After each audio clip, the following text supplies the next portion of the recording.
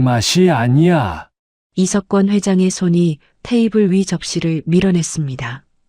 수천만 원짜리 캐비아가 바닥에 쏟아지는 순간 미슐랭 3스타 라시프의 주방 전체가 얼어붙었죠. 회장님, 이건 프랑스 직송 벨루가. 내가 먹고 싶은 건 이런 게 아니야. 70대 노인의 눈에 서린 쓸쓸함을 아무도 읽지 못했습니다. 그런데 그날 밤 주방에 버려진 식재료를 줍던 막내 보조의 손에서 기적이 시작됐습니다. 이 기적이 궁금하시다면 구독과 좋아요 눌러주세요. 어느 곳에서 듣고 계신지 댓글 남겨주시면 그곳에 건강과 행복이 가득하길 마음 깊이 바라봅니다. 그럼 지금부터 이야기를 시작하겠습니다. 야, 한태주, 이거 안 갖다 버려. 강철수 주방장이 던진 소고기 자투리가 태주의 가슴에 맞고 바닥으로 떨어졌습니다. A급 등심을 손질하고 남은 질긴 힘줄과 기름덩어리들이었죠. 사실 미슐랭 주방에서 힘줄로 육수를 낼 수 있다는 건 상식이었습니다. 강철수도 그 사실을 모를 리 없었죠. 하지만 강철수는 그것을 메뉴로 올리지 않았습니다. 최고급 레스토랑에서 그런 하찮은 재료에 쏟을 시간은 아깝다고 생각했으니까요. 그에게 요리는 어느새 맛이 아니라 결과와 평가 숫자가 되었습니다. 하지만 처음부터 그랬던 건 아니에요. 20년 전 무명 시절의 강철수는 재료 하나하나에 정성을 다하며 도전과 실패를 반복하던 요리사였습니다. 그러나 미슐랭 별이 하나씩 붙을 때마다 그는 점점 냄비에서 멀어졌고 재료 대신 성과를 먼저 계산하는 사람이 되어갔습니다. 태주는 달랐습니다. 그는 계산하지 않았어요. 어차피 아무도 사주지 않는 자신의 시간, 태주는 그 시간을 기꺼이 버려진 재료를 위해 바치기로 했습니다. 바닥에 떨어진 고기를 집어드는 태주의 손끝은 섬세했어요. 요리를 완성하기 위해 기다린 게 아니라 재료가 가진 마지막 생명력이 닿을 때까지 태주는 묵묵히 그 곁을 지켰습니다. 누군가 먹어줄 거란 기대도 없이 그저 버려지는 것이 가여워 끄지 못했던 불씨. 그 욕심 없는 시간이 훗날 대한민국 미식계를 뒤흔들 기적이 될 줄은 아무도 몰랐습니다. 서울 청담동 라 셰프. 예약은 몇 달씩 밀려 있었고 한 끼 식사값은 보통 사람이 월세를 내고도 남을 정도였죠. 미슐랭 3스타를 5년 연속 유지한 이 주방의 제왕은 강철수 총주방장. 그리고 그 화려한 왕국의 가장 밑바닥에는 24살 한태주가 있었습니다. 고아원을 나온 뒤 요리학교는커녕 제대로 된 수업 한 번 받지 못한 태주에게 라셰프는 그야말로 꿈의 무대였어요. 비록 칼 한 번 잡아보지 못하고 설거지와 청소만 하는 신세였지만 이 주방의 공기를 마시는 것만으로도 감사했습니다. 하지만 태주에겐 누구도 모르는 비밀이 있었어요. 버려진 재료에도 아직 끝나지 않은 맛이 남아있다는 걸 그는 몸으로 알고 있었습니다. 어릴 적 보육원에서 배고픈 배를 움켜쥔 채 식당 아주머니의 냄비 옆을 서성이며 자연스럽게 익힌 감각이었죠. 태주는 재료를 쓰는 법을 아는 게 아니라 불 위에서 재료가 가장 편안해지는 그 순간을 읽어낼 줄 아는 사람이었습니다. 셰프들이 화려한 레시피와 계량컵에 매달릴 때 태주는 냄비 속 재료들이 건네는 말에 가만히 귀를 기울였습니다. 그날 저녁 VIP룸에 특별한 손님이 찾아왔습니다. 성창그룹 이석권 명예회장. 대한민국 재계 서열 5위, 미식계의 살아있는 전설이라 불리는 70대 노인이었죠. 하지만 그는 6개월 전 암 수술을 받은 뒤로 입맛을 완전히 잃은 상태였습니다. 세상 모든 산의 진미를 맛보았지만 어떤 음식도 그의 혀를 깨우지 못했어요. 의사들은 시민성이라 했습니다. 마음이 다치면 혀도 다친다고요. 회장님, 이건 제가 직접 공수한 알바 트러플입니다. 시가로만 3천만 원이 넘는. 강철수가 자신있게 내민 접시를 회장은 거들떠보지도 않았습니다. 강 셰프, 자네는 내 배에 칼자국이 있다는 걸 잊었나 보군. 회장의 목소리가 차갑게 가라앉았어요. 이 기름진 고기와 독한 트러플 향이 내겐 고문처럼 느껴진다는 걸 말이야. 프랑스 부르고뉴 와인에 48시간 마리네이드한 한우 안심도 드셔보시죠. 맛이 없어. 전부 과해. 20년 경력의 미슐랭 셰프가 이렇게 처참하게 무시당한 건 처음이었어요. 강철수의 얼굴이 흙빛으로 변했습니다. 바로 그 시각 주방 구석에서 태주는 작은 냄비를 끓이고 있었습니다. 낮에 가슴에 맞고 떨어졌던 그 힘줄과 시든 대파뿌리, 버려진 무 껍질을 넣고 5시간을 우려낸 국물이었죠. 젤라틴이 녹아 실크처럼 부드러워진 육수, 대파뿌리에 캐러멜라이징된 단맛, 무 껍질이 더한 깊은 감칠맛. 화려한 소스는 없었지만 재료들이 마지막으로 내어준 생명력이 그 안에 고스란히 담겨 있었습니다. 그때 VIP룸에서 다급한 목소리가 들려왔어요. 회장님이 입을 헹굴 맑은 국물을 찾으셔. 무겁지 않은 걸로. 당장 준비해. 강철수는 당황했습니다. 라셰프에는 그런 하찮은 메뉴 따위는 없었거든요. 바로 그 순간 태주가 조심스럽게 자신의 작은 냄비를 들고 나타났습니다. 셰프님, 제가 연습 삼아 끓여본 국물이 있는데. 강철수는 냄비를 낚아채 한 모금 맛봤습니다. 그의 눈이 번쩍 떠졌죠. 이게 그 쓰레기로 만든 맛이라고? 하지만 인정할 수 없었습니다. 이거 내가 아껴둔 육수다. 이걸로 내. 국물이 이석권 회장 앞에 놓였습니다.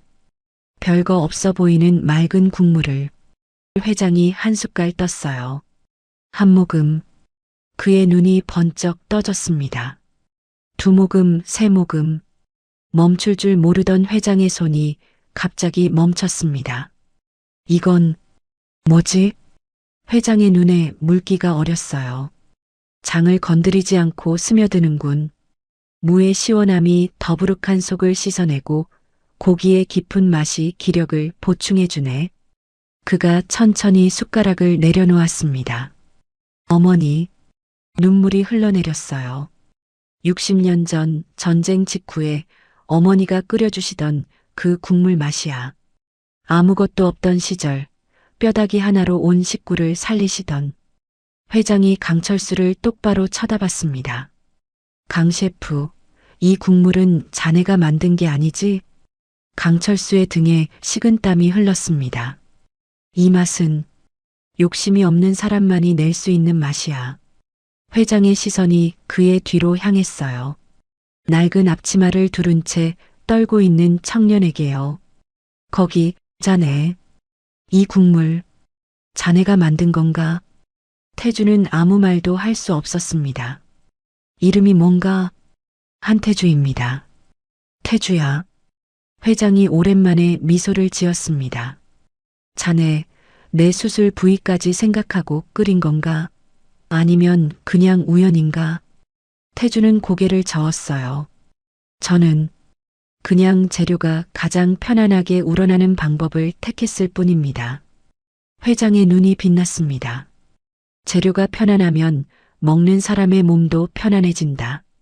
이거로군. 그가 중얼거렸어요. 넌 대체 누구냐? 그 순간 강철수의 눈에서 증오의 불꽃이 타올랐습니다.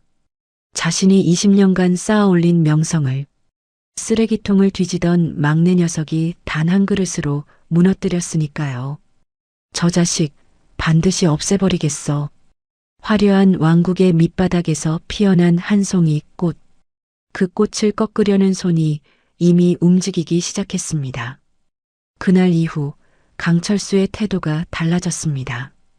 겉으로는 아무 일 없다는 듯 굴었지만 태주를 바라보는 눈빛에는 차가운 칼날이 서려 있었죠. 한태주, 오늘부터 식재료 창고 정리도 내가 해. 네, 셰프님. 재고 목록 작성도 내 몫이야. 빠진 거 있으면 내 책임이니까. 이상했습니다. 지금껏 창고는 부주방장 관할이었거든요. 하지만 태주는 의심하지 않았어요. 오히려 더 많은 일을 맡긴다는 건 그만큼 자신을 인정해준다는 뜻이라 생각했죠. 순진했습니다. 덫이 조여오고 있다는 걸 전혀 눈치채지 못했어요. 2주가 지났습니다. 어느 날 아침 태주가 출근하자 주방 분위기가 싸늘하게 얼어붙어 있었어요.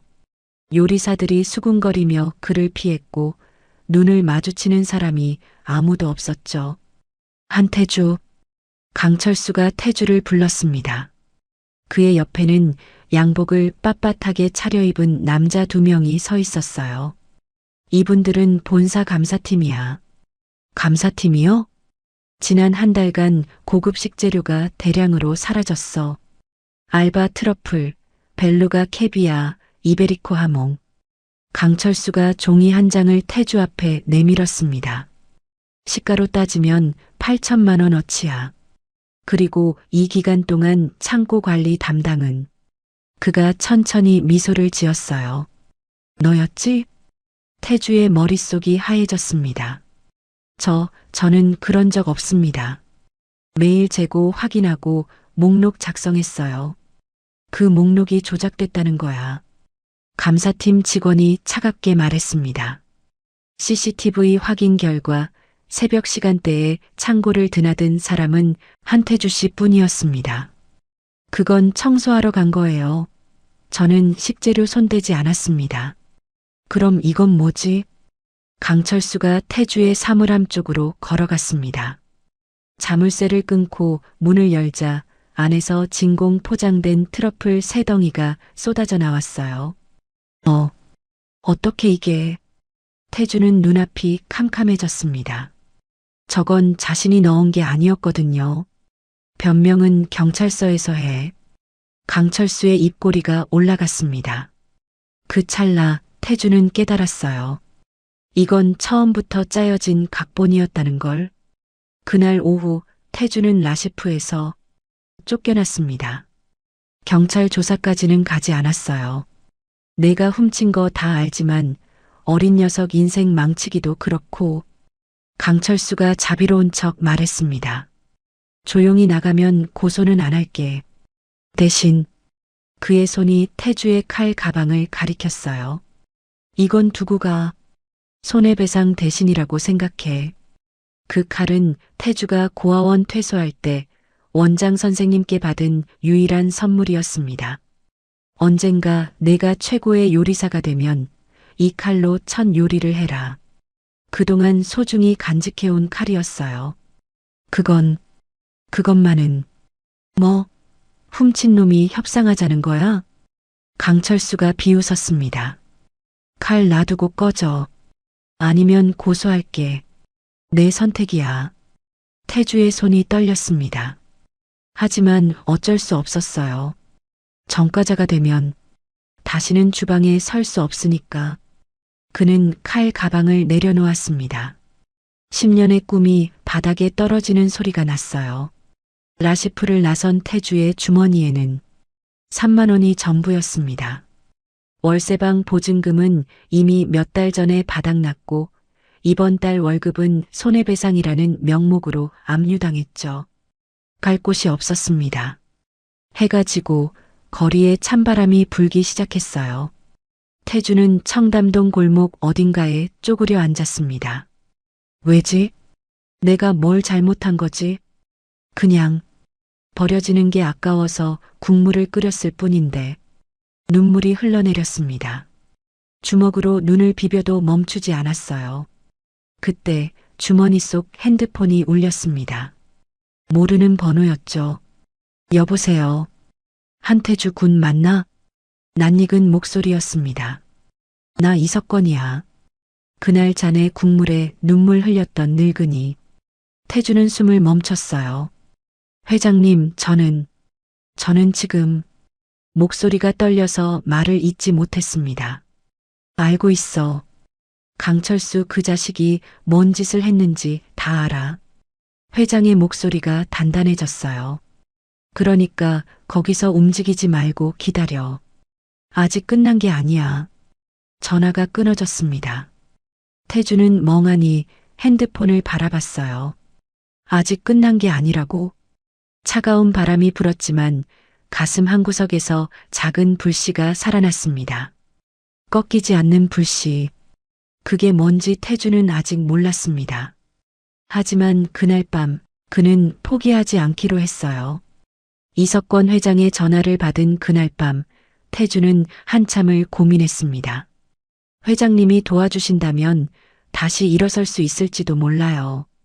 하지만 태주는 그 손을 잡지 않았습니다. 누군가의 힘으로 다시 서는 건 진짜 서는 게 아니라고 생각했거든요. 내 요리가 진짜라면 바닥에서부터 다시 증명해야지. 태주는 회장에게 짧은 문자를 보냈습니다. 감사합니다. 하지만 저는 제 힘으로 다시 시작해 보겠습니다. 답장은 없었어요. 그렇게 태주는 다시 혼자가 됐습니다. 새벽 4시 노량진 수산시장. 태주는 생선 상자를 나르는 일용직으로 하루를 시작했습니다. 등짝이 땀으로 젖고 손은 생선 비늘로 번들거렸죠. 하지만 그보다 태주의 눈길을 사로잡은 건 따로 있었어요. 시장 한구석에 버려진 파치 채소 더미였습니다. 파치 채소. 흠집이 나거나 모양이 삐뚤어졌다는 이유로 팔리지 못한 것들이에요. 배추 겉잎, 못생긴 무, 휘어진 대파, 찌그러진 양파. 상인들 눈에는 쓰레기였지만 태주의 눈에는 달랐습니다. 이 배추 겉잎. 말리면 깊은 단맛이 나올 텐데 이 무는 겉만 깎아내면 속이 얼마나 단단한지 몰라. 태주는 상인 아주머니에게 조심스럽게 물었어요. 이거 버리시는 거면 제가 가져가도 될까요? 뭐? 이 쓰레기를? 뭐에 쓰려고? 요리요.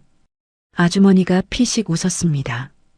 허참, 요즘 젊은 것들은 별걸 다 하네. 그래, 가져가. 어차피 버릴 거야. 2주 후 시장 골목 끝자락에 작은 포장마차가 섰습니다. 태준의 국수. 메뉴는 딱 하나, 잔치국수 3,000원. 천막은 낡았고 의자는 플라스틱이었지만 그 작은 냄비에서 피어오르는 향기는 골목 전체를 감쌌어요. 하지만 손님은 없었습니다. 야, 저거 파치 채소로 요리한다며? 에이, 쓰레기로 만든 거 누가 먹어.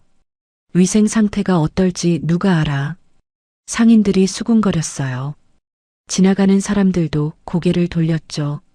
첫째 날 손님 0명. 둘째 날 손님 0명. 셋째 날도 넷째 날도. 태주는 혼자 국수를 말아먹었습니다. 그래도 불을 끄지 않았어요. 누군가 먹어줄 거야.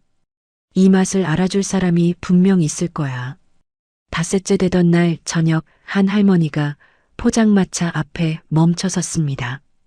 등이 굽고 손에는 리어카 손잡이가 들려 있었어요. 새벽부터 폐지를 줍는 할머니였죠. 총각, 이거 얼마야? 3,000원이요, 할머니. 할머니가 주머니를 뒤적거렸습니다. 구겨진 1,000원짜리 2장이 나왔어요. 2,000원밖에 없는데 반만 줄 수 있어? 태주는 잠시 할머니를 바라봤습니다. 굽은 등, 갈라진 손, 지친 눈. 문득 보육원 시절이 떠올랐어요. 배고파서 잠들지 못하던 밤들. 누군가 따뜻한 국물 한 그릇만 줬어도 좋았을 그 시간들. 할머니, 그냥 드세요. 오늘 첫 손님이시니까 서비스예요. 태주는 국수를 푸짐하게 담았습니다. 태주만의 감각으로 골라낸 파치 채소로 우려낸 육수에 야채들을 황금 비율로 섞은 양념장. 못생긴 재료들이 만들어낸 완벽한 조화였죠. 할머니가 한 젓가락 입에 넣었습니다. 우물우물 씹던 할머니의 움직임이 멈췄어요. 그리고 눈물이 흘러내렸습니다. 총각, 이게 무슨 맛이야? 할머니의 목소리가 떨렸어요. 우리 엄마가 내가 어릴 때 해주던 국수 맛이야. 70년도 더 된 그 맛인데. 태주의 가슴이 뜨거워졌습니다. 맛있게 드세요, 할머니. 그날 이후 이상한 일이 벌어지기 시작했습니다. 할머니가 다음날 또 왔어요. 그 다음날은 할머니 친구 2명을 데리고 왔죠. 이 총각 국수가 그렇게 맛있대? 먹어봐, 옛날 그 맛이야. 1명이 2명 되고 2명이 5명 됐습니다. 새벽에 일하는 상인들이 하나둘 줄을 서기 시작했어요. 야, 파치로 요리한다며? 근데 왜 이렇게 맛있어? 이 양반 라 셰프 출신이래. 뭐? 미슐랭 3스타? 왜 여기서 국수를 팔아? 사연이 있나 보지 뭐. 소문이 퍼졌습니다. SNS에 누군가 사진을 올렸어요. 노량진 시장 골목, 3,000원짜리 국수의 기적. 파치 채소로 만든 미슐랭급 국수. 시장 바닥에 숨은 미식. 조회수가 폭발했습니다. 일주일 만에 줄이 골목 끝까지 늘어섰어요. 어느 날 저녁, 낯익은 검은 승용차 한 대가 시장 입구에 멈춰 섰습니다. 차에서 내린 건 70대 노인이었어요.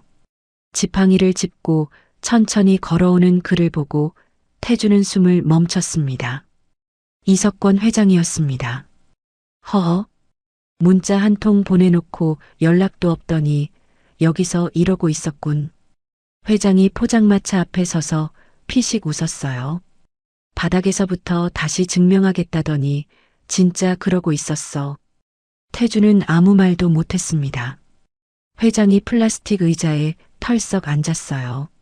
나도 한 그릇 주게. 3,000원이라며? 태주의 손이 떨렸습니다. 하지만 이내 냄비 앞에 섰어요. 가장 정성스럽게 가장 태주다운 국수를 말았습니다.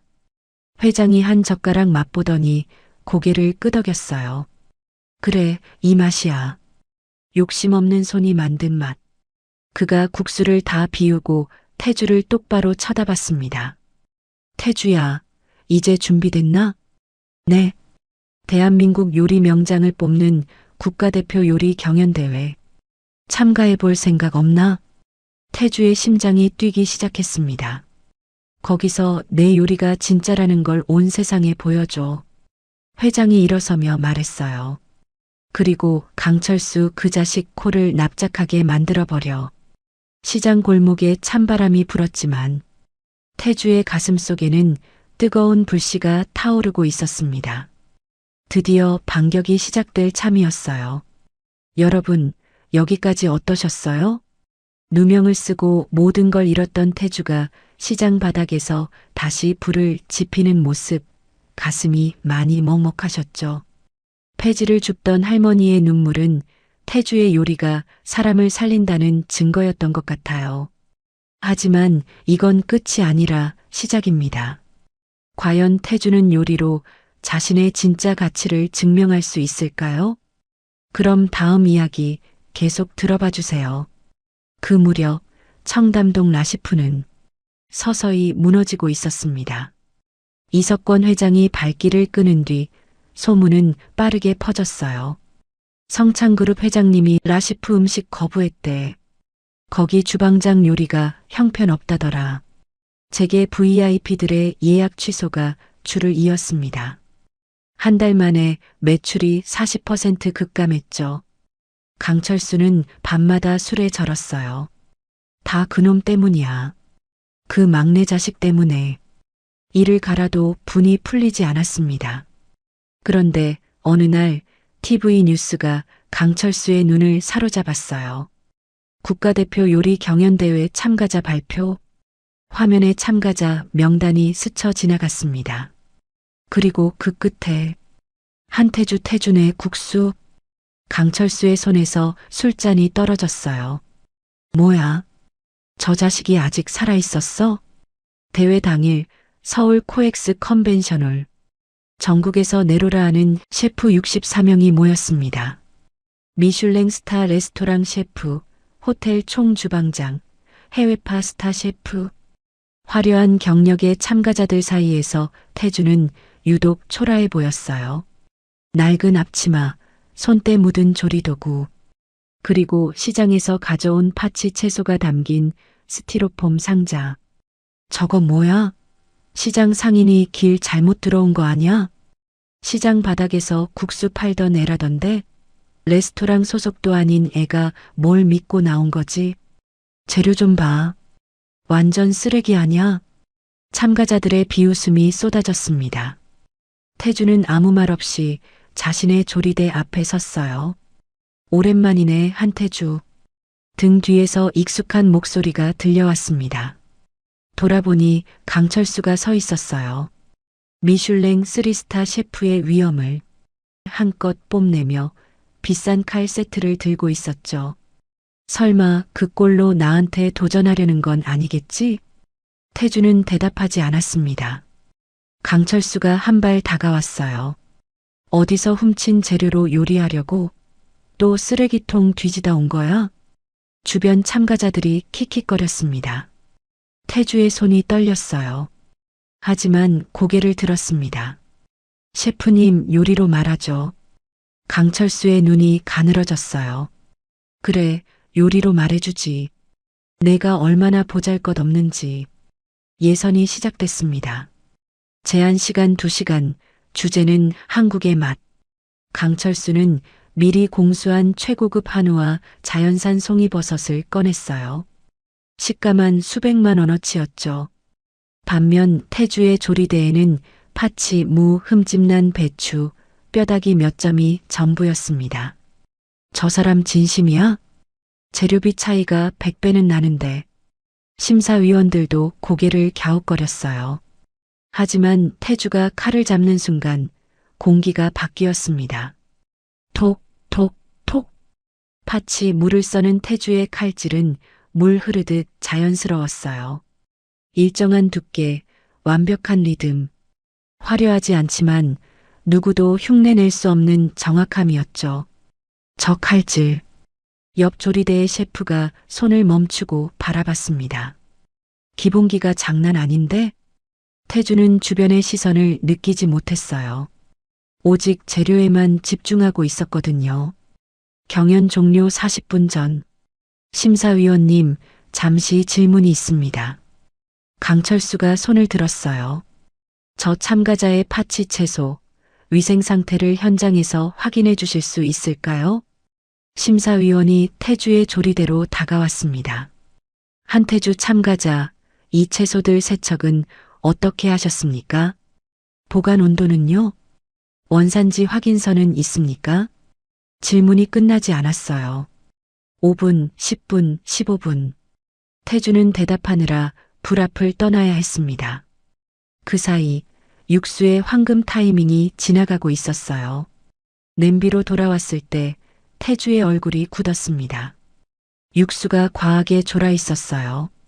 2시간 요리 시간에 맞게 정성껏 맞춰놓은 농도가 완전히 무너져 있었습니다.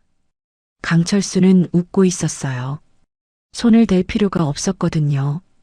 이 판은 이미 그렇게 짜여 있었으니까. 태주의 머릿속이 하얘졌어요. 남은 시간은 30분. 처음부터 육수를 다시 내리기엔 턱없이 부족한 시간이었습니다. 여기서 끝인가? 이렇게 또 무너지는 건가? 손이 떨렸습니다. 눈앞이 흐려졌어요. 아니었습니다. 이건 끝이 아니라 시험이었어요. 그때 태주의 귀에 익숙한 목소리가 들려왔습니다. 태주야. 관중석에서 누군가 손을 흔들고 있었어요. 노량진 시장 상인들이었습니다. 할머니, 생선 장수 아저씨, 채소 파는 아주머니. 태주를 응원하러 온 거였죠. 힘내. 우리 시장 대표잖아. 넌 할 수 있어. 태주의 눈에 눈물이 고였습니다. 그리고 문득 깨달았어요. 육수가 망가졌으면 살리면 되지. 태주의 눈이 대회장 한쪽에 놓인 공용 재료대로 향했습니다. 기본 제공되는 무, 대파, 다시마. 25분 안에 육수를 되살릴 방법. 태주의 머릿속에 한 가지가 떠올랐습니다. 졸아버린 육수에 다시마 급속 추출물을 더하면 감칠맛이 살아나고 무즙을 넣어 농도를 조절하면서 동시에 시원한 단맛을 더할 수 있어요. 처음에 완벽함은 없지만 25분의 집중으로 새로운 균형을 만들 수 있었습니다. 태주의 손이 다시 움직이기 시작했어요. 이번엔 떨리지 않았습니다. 나를 무너뜨리려고? 그럼 난 더 높이 올라갈 뿐이야. 불길이 타올랐습니다. 태주의 눈에도 냄비 아래에도. 강철수가 태주의 조리대를 바라보며 미간을 찌푸렸어요. 저 자식, 왜 웃고 있는 거지? 승부는 아직 끝나지 않았습니다. 예선 심사가 끝났습니다. 64명의 참가자들이 숨을 죽이고 결과를 기다렸어요. 1위 한태주, 점수 96점, 장내가 술렁였습니다. 2위 강철수, 점수 94점, 강철수의 얼굴이 일그러졌어요. 뭐라고? 내가 2등이라고? 믿을 수 없었습니다.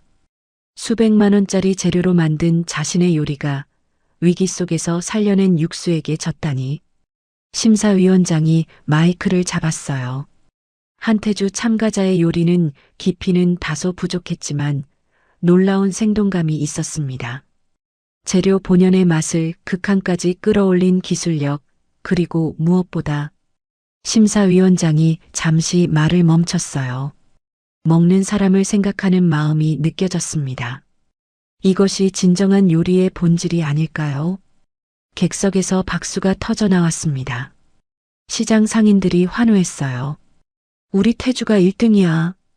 거봐, 내가 뭘 했어. 강철수는 이를 악물었습니다. 저 자식? 반드시 결승에서 짓밟아주겠어. 결승전 전날 밤, 강철수는 어둠 속에서 전화기를 들었습니다. 김 의원님, 저 강철수입니다. 아, 강 셰프. 무슨 일이시오? 내일 결승전 말입니다. 제가 좀 부탁드릴 게 있어서요. 전화기 너머로 침묵이 흘렀어요. 얼마를 생각하고 계시오? 강철수의 입꼬리가 올라갔습니다. 위원님 입맛에 맞게 준비해놨습니다. 결승전 당일, 코엑스 메인홀은 인파로 가득 찼습니다.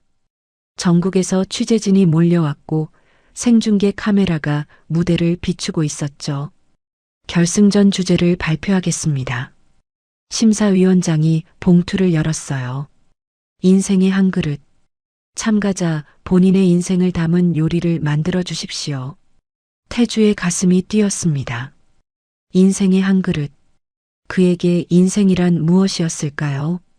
버려진 것들, 아무도 거들떠보지 않던 것들, 그것들 속에서 찾아낸 희망. 태주는 알았습니다. 자신이 무엇을 만들어야 하는지. 경연이 시작됐습니다. 강철수는 화려한 퍼포먼스를 펼쳤어요. 프랑스 직송 푸아그라, 이탈리아산 트러플, 일본산 와규. 그의 조리대는 마치 보석상 진열장 같았죠. 역시 미슐랭 3스타답군. 저 재료들만 해도 1,000만 원은 넘겠어. 취재진이 감탄했습니다. 반면 태주의 조리대에는 여전히 파치 채소뿐이었어요. 바로 그때 강철수가 마이크를 잡았습니다. 잠시만요, 심사위원님들. 그가 태주를 가리켰어요. 저 참가자가 사용하는 재료를 확인해 주셨으면 합니다. 무슨 말씀이시죠? 저건 시장에서 버려지는 파치 채소입니다. 흠집나고 상처난 불량품들이에요. 장내가 웅성거렸습니다. 쓰레기로 요리를 한다고? 그런 걸 심사위원들한테 먹이겠다는 거야? 강철수가 목소리를 높였어요. 이런 재료로 만든 음식이 과연 국가대표 요리라고 할 수 있습니까? 이건 심사위원님들에 대한 모독입니다. 카메라들이 일제히 태주에게 향했습니다. 생중계 화면에 태주의 얼굴이 클로즈업 됐어요. 태주는 잠시 침묵했습니다. 수천 개의 눈이 자신을 바라보고 있었어요. 조롱하는 눈, 의심하는 눈, 비웃는 눈. 예전에 태주였다면 고개를 숙였을 거예요. 하지만 지금은 달랐습니다. 태주가 천천히 입을 열었어요. 네, 맞습니다. 이건 파치 채소예요. 장내가 조용해졌습니다. 흠집이 났고 모양이 예쁘지 않아서 버려지는 것들이죠. 태주가 못생긴 무 하나를 들어 올렸어요. 하지만 이 무가 땅속에서 자라는 동안 햇빛을 덜 받은 것도 아니고 비를 덜 맞은 것도 아닙니다. 겉모습이 다를 뿐 속에 담긴 생명력은 똑같아요. 그가 카메라를 똑바로 바라봤습니다. 저는 고아원 출신입니다. 버려진 아이였죠.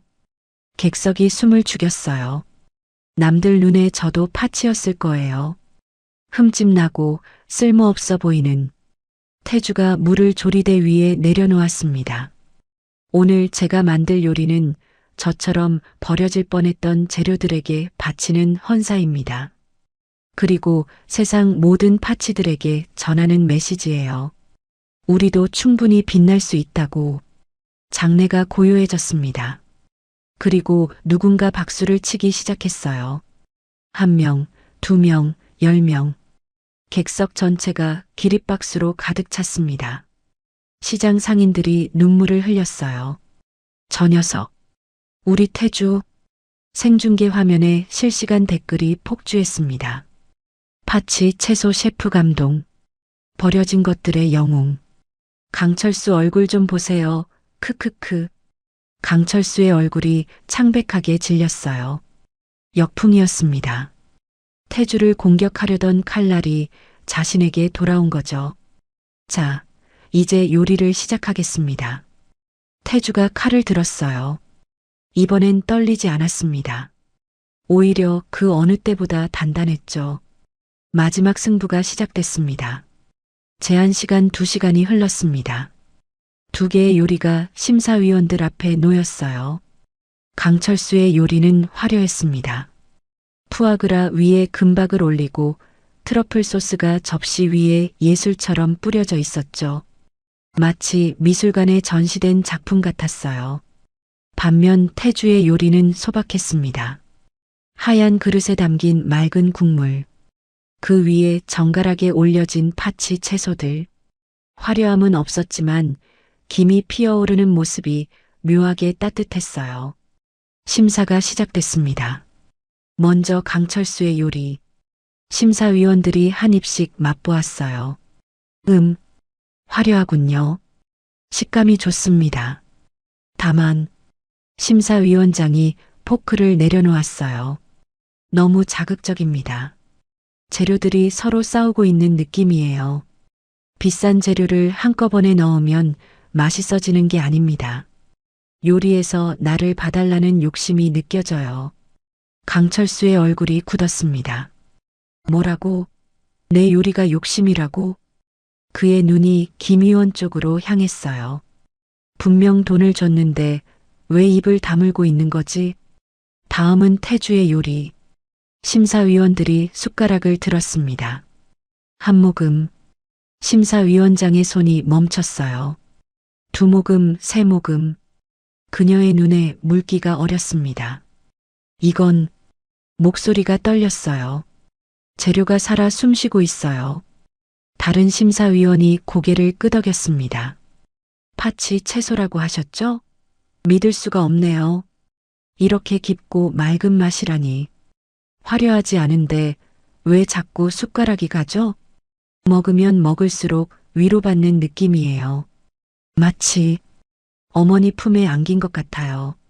객석에서 훌쩍이는 소리가 들려왔습니다. 시장 할머니가 눈물을 훔치고 있었어요. 심사위원장이 태주를 바라봤습니다. 한태주 참가자, 이 요리의 이름이 뭔가요? 태주가 대답했어요. 다시 봄입니다. 버려진 것들이 다시 피어나는 봄이요.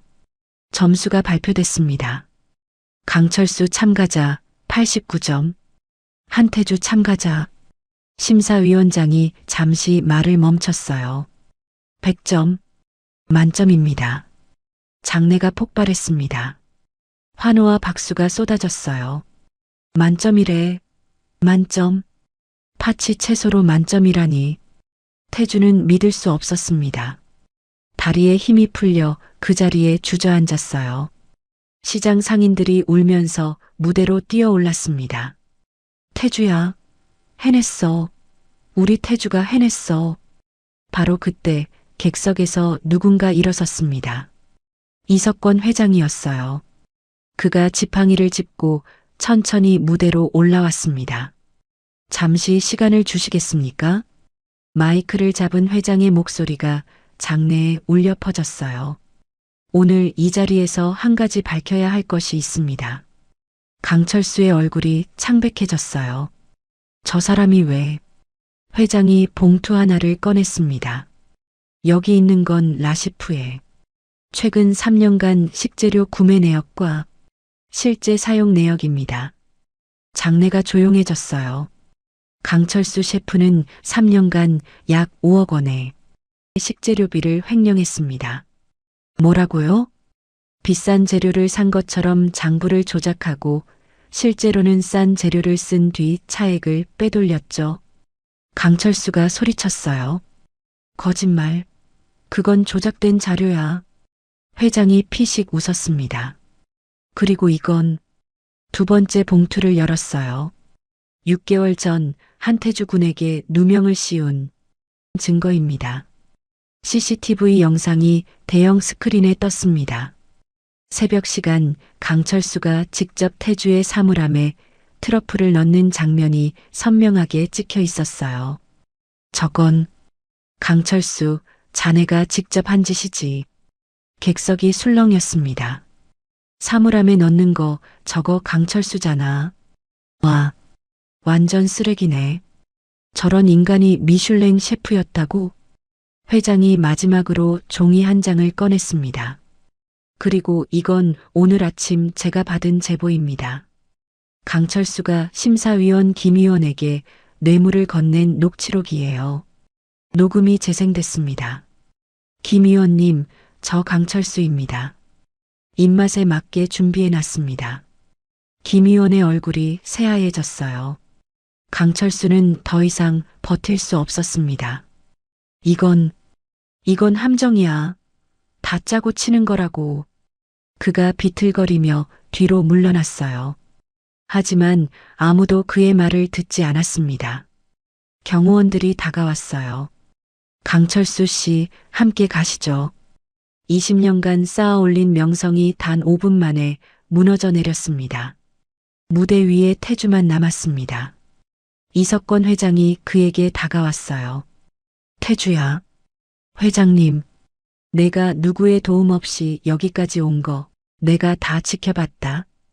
회장이 무언가를 꺼냈습니다. 낡은 칼이었어요. 이건 태주의 눈이 커졌습니다. 원장 선생님께 받은 그 칼이었어요. 강철수 사무실에서 찾았다. 내 거지? 태주의 손이 떨렸습니다. 잃어버렸다고 생각했던 꿈의 조각. 이제 이 칼로 첫 요리를 해도 되겠구나. 회장이 미소 지었어요. 대한민국 최연소 요리 명장 한태주. 태주는 칼을 받아들었습니다. 손에 익은 무게가 느껴졌어요. 눈물이 흘러내렸습니다. 객석에서 시장 상인들이 외쳤어요. 태주야, 울지 마. 우리가 있잖아. 시장 바닥에 미슐랭. 우리 태주. 태주가 고개를 들었습니다. 그리고 활짝 웃었어요. 버려진 재료들과 함께 시작한 그의 여정. 쓰레기통 앞에서 피어난 기적이 마침내 세상의 빛을 본 순간이었습니다. 다시 봄. 태주의 인생에도 드디어 봄이 왔습니다. 여러분, 오늘 이야기 어떠셨어요? 버려진 식재료로 시작해 결국 최고의 자리에 선 태주의 이야기였습니다. 흠집이 났다고, 쓸모없다고 버려졌던 것들. 하지만 태주는 그 안에서 가치를 발견했죠. 겉모습이 전부가 아니라는 걸요. 혹시 지금 삶이 바닥처럼 느껴지신다면 오늘 이야기처럼 전하고 싶습니다. 그 바닥이 새로운 시작일 수도 있다고요. 끝까지 함께 해주셔서 감사합니다. 이야기가 마음에 남으셨다면 구독과 좋아요도 부탁드릴게요. 다음 이야기에서도 다시 만나요.